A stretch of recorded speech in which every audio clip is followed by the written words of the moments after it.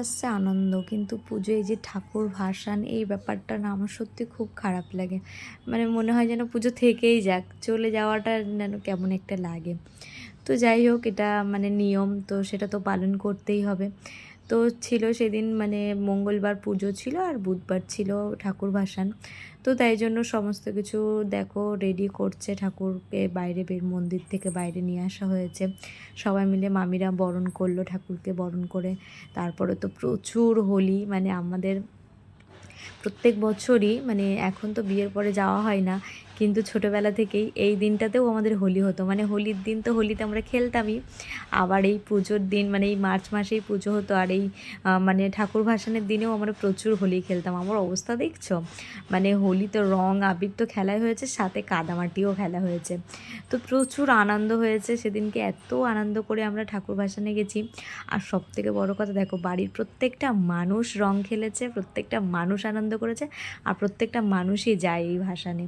যেমন আমরা সবাই মিলে মাকে নিয়ে আসি, আর তেমন সবাই মিলে আবার মাকে ভাসানেও নিয়ে যায়। তো সত্যি খুব একটা আনন্দর সময় আমাদের।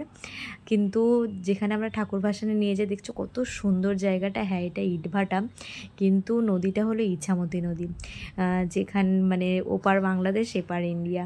এখানে প্রত্যেক বছরই এই নদীতেই আমরা ঠাকুর ভাসান দিতে নিয়ে যাওয়া হয়, ছোটোবেলা থেকেই দেখে আসছি।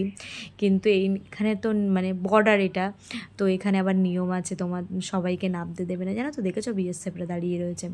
ওরা মানে শুধু 5 জনকে পারমিশন দিয়েছে, যে 5 জনই যেতে পারবে, 5 জনই গিয়ে নদীতে ঠাকুর ভাসান দিতে পারবে। আর বাদবাকি এই যে দেখো, মানে পুরো ভর্তি হয়ে গেছে আমাদের সব বাড়ির লোকজন।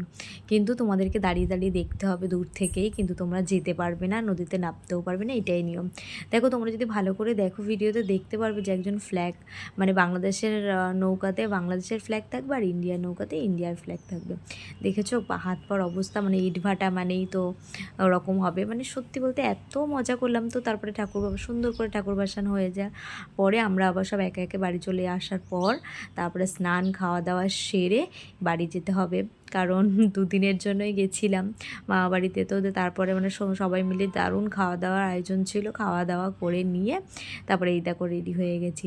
তো রেডি হয়ে যাওয়ার পরেই একটু তেঁতুল নিলাম খেতে, কারণ মামি আমাদেরকে তেঁতুল দেবে বলে আরও অনেক কিছুই দিয়েছে, তো সেগুলো তো ভিডিও তোমাদেরকে ফটোতে আগেই শেয়ার করেছি।